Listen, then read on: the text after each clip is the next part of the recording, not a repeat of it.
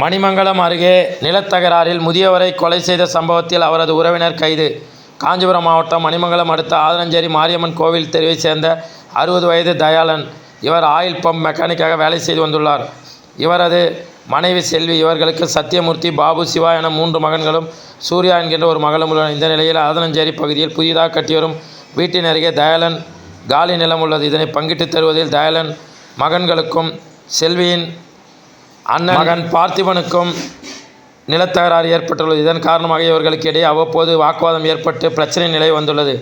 இந்த நிலையில் தயாளன் புதிதாக கட்டிவரும் வீட்டின் வாசல் முன்பு உறங்கி வந்துள்ளார். இந்த நிலையில் காலையில் வந்து பார்த்தபோது தயாளன் கழுத்தறுத்து தலை துண்டிக்கப்பட்ட நிலையில் சடலமாக கிடந்துள்ளார். பின்னர் இது குறித்து மணிமங்கலம் காவல்துறைக்கு தகவல் தெரிவிக்கப்பட்டதை தொடர்ந்து சம்பவ இடத்திற்கு வந்த காவல்துறையினர் தயாளன் உடலை மீட்டு பிரேத பரிசோதனை செய்ய குரோம்பேட்டை அரசு மருத்துவமனைக்கு அனுப்பினர்.